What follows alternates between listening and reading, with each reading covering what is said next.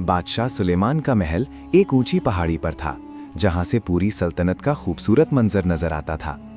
उसका बेटा शहजादा हमजा बहादुर लेकिन नर्म दिल लड़का था। उसे तलवारों और जंग से ज्यादा जानवरों से मोहब्बत थी।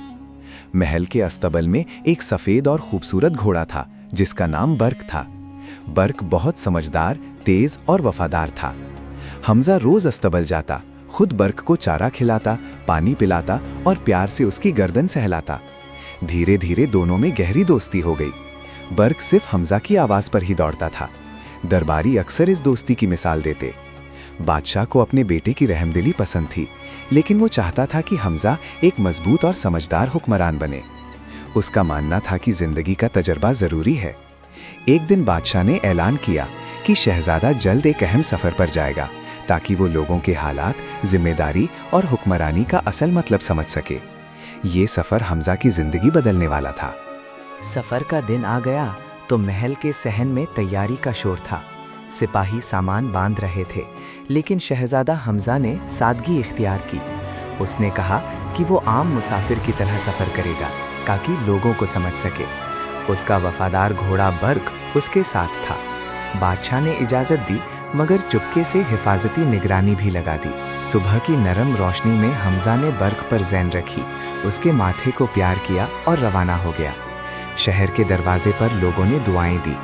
आगे सफ़र में हरियाली से भरे खेत, छोटे गांव और बहता दरिया मिला। हर जगह हमजा रुककर लोगों के मसाइल सुनता और उन्हें तसल्ली देता। बर्क सुकून से खड़ा रहता, जैसे उसे सब समझ हो। आखिर एक बूढ़ा किसान मिला, जिसने जंगल के लुटेरों से खबरदार किया। हमजा ने हिम्मत दिखाई और फैसला किया कि वो वही रास्ता लेगा, ताकि सच देख सके और ज़रूरत पर लोगों की मदद कर सके। ये सफ़र उसे जिम्मेदारी का असल मतलब सिखा रहा था। घना जंगल खामोश और पुरअसर था। ऊंचे दरख्तों की शाखें सूरज की रोशनी को रोक रही थीं और ज़मीन पर अजीब साए बन रहे थे। शहजादा हमजा अपने वफादार घोड़े बर्क पर आहिस्ता आहिस्ता आगे बढ़ रहा था। अचानक बर्क जोर से हिनहिनाया और रुक गया। हमजा फौरन चौकन्ना हो गया। उसे झाड़ियों में हरकत महसूस हुई। करीब जाकर देखा तो दो मुसाफिर खौफजदा छुपे बैठे थे। उन्होंने बताया कि लुटेरे आसपास हैं। हमजा ने उन्हें तसल्ली दी और एक महफूज पगडंडी का रास्ता बताया। जब वो चले गए तो हमजा खुद दूसरी तरफ बढ़ा, ताकि खतरा अपनी तरफ ले आए। थोड़ी देर बाद कुछ नकाब पोश आदमी दरख्तों के पीछे से निकल आए। उन्होंने पीछा करने की कोशिश की, मगर बर्क बहुत तेज था। हमजा ने तंग रास्तों का फायदा उठाया और उन्हें चक्कर दे दिया। आखिर लुटेरे पीछे रह गए। हमजा ने मुस्कुराकर बर्क की गर्दन थपथपाई। आज उसे यकीन हो गया कि बहादुरी सिर्फ ताकत नहीं, बल्कि अकल और हिम्मत का नाम है। शाम ढलती तो शहजादा हमजा और उसका वफादार घोड़ा बर्क एक छोटे गांव पहुंचे। गांव उदास था, क्योंकि वहां का पुराना कुआं सूख चुका था और लोग पानी के लिए मीलों दूर सफर करते थे। हमजा ने गांव के बुजुर्गों से बात की और उनके मसाइल समझे।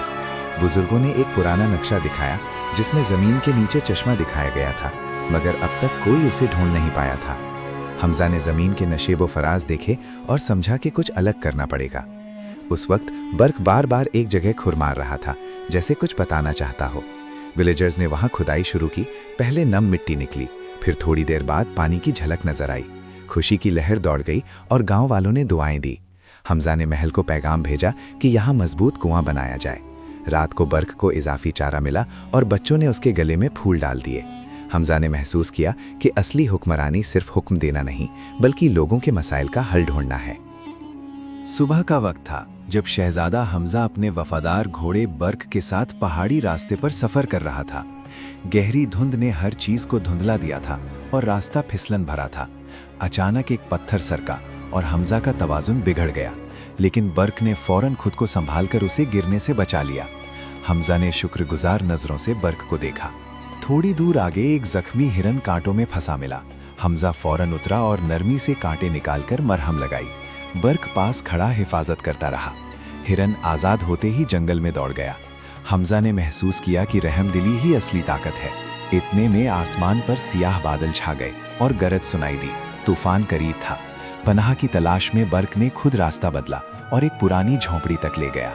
जैसे ही वो अंदर पहुंचे, तेज बारिश शुरू हो गई। हमजा मुस्कुराया। बर्क सिर्फ घोड़ा नहीं, सच्चा साथी था। तूफान गुजर चुका था, लेकिन उसके असर हर तरफ नजर आ रहे थे। जमीन गीली थी, दरख्तों की टूटी शाखें रास्ते पर बिखरी पड़ी थीं और आसमान पर अभी भी भूरे बादल मंडरा रहे थे। शहजादा हमजा अपने वफादार घोड़े बर्क के साथ सफर कर रहा था जब वो एक दरिया के किनारे पहुंचा। दरिया का पानी आम दिनों से बहुत ज्यादा था और तेज धार के साथ बह रहा था। वहां कुछ मुसाफिर परेशान खड़े थे। उनका पुल टूट चुका था और वो समझ नहीं पा रहे थे कि पार कैसे जाएं। हमजा ने उनसे बात की, उन्हें तसल्ली दी और हल सोचने लगा। तब उसकी नज़र करीब पड़े एक बड़े गिरे हुए दरख्त पर पड़ी। उसके जहन में एक ख्याल आया। उसने सबको मिलकर दरख्त को दरिया पर गिराने को कहा ताकि आर्जी पुल बन जाए। सबने मिलकर मेहनत की। कुछ लोग धक्का देते, कुछ रास्ता साफ करते। आखिर दरख्त इस तरह रख दिया गया कि लोग उस पर चलकर पार जा सके। एक एक करके मुसाफिर गुजरते गए। सबके चेहरों पर डर और उम्मीद दोनों थे। हमजा हर शख्स को संभालकर आगे भेजता रहा। आखिर में सिर्फ हमजा और बर्क रह गए।